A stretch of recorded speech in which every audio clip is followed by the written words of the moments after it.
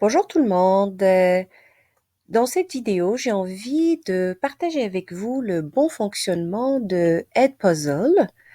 Donc, Edpuzzle, c'est une application qui permet de mettre des questions sur des vidéos. Donc, la majorité d'entre vous l'ont expérimenté en répondant aux questions de la vidéo que j'ai mise en ligne il y a plus d'une semaine.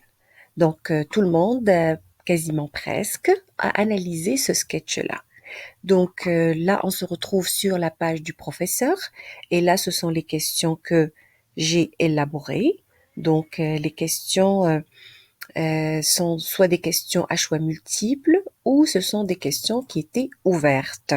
Donc là, le professeur, il peut assigner le devoir, il peut l'éditer. Pour l'instant, je peux pas l'éditer parce que il est en travail il y a aussi un moment pour le faire qui n'est pas terminé. Je peux le dupliquer puis je peux l'effacer. Alors, mais ce qui nous intéresse aujourd'hui, c'est le gradebook, à savoir la page de la compilation des résultats. Donc, comme vous pouvez voir, la date butoir pour rendre ce devoir est aujourd'hui à vers minuit et là on s'approche de minuit. Donc j'estime que la majorité l'en fait effectivement. Donc ici on peut voir le tableau des résultats et là on fait défiler tous les élèves qui ont réalisé et qui ont travaillé sur ce devoir-là. Donc, ce tableau-là me permet de voir votre progression en temps réel et à chaque fois que vous commencez une question ou que vous consultez votre document, ça s'affiche ici dans cette page-là, la page du gradebook. Donc là, ce gradebook, il me donne le total des questions que vous avez fait.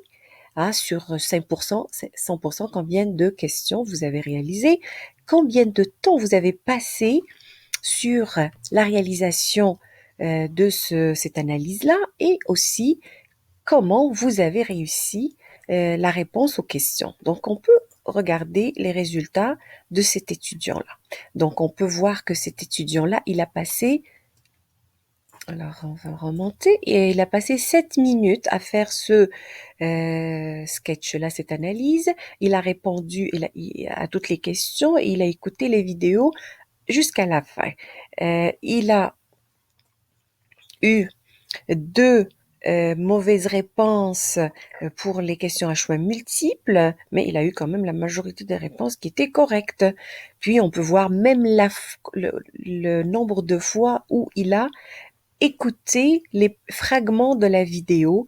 Il y avait des parties beaucoup plus faciles que d'autres. Il y avait des fois où il a dû écouter 3 fois pour répondre à la question. Donc là, les questions en vert, ce sont les bonnes réponses et les réponses qui sont marquées en rouge, ce sont les mauvaises réponses.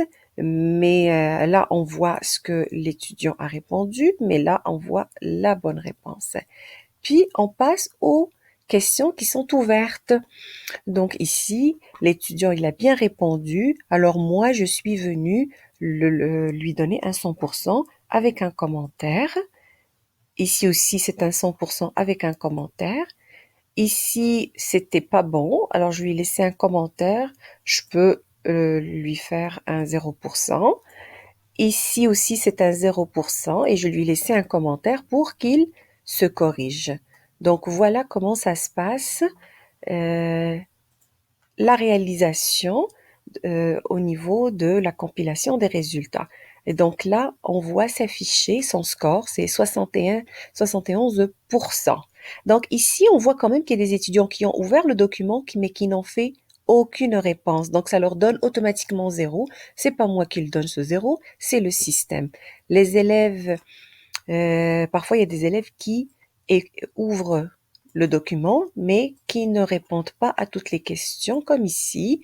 Donc, si on peut voir ici, l'étudiant, il a écouté seulement 4 questions et il a essayé d'y répondre.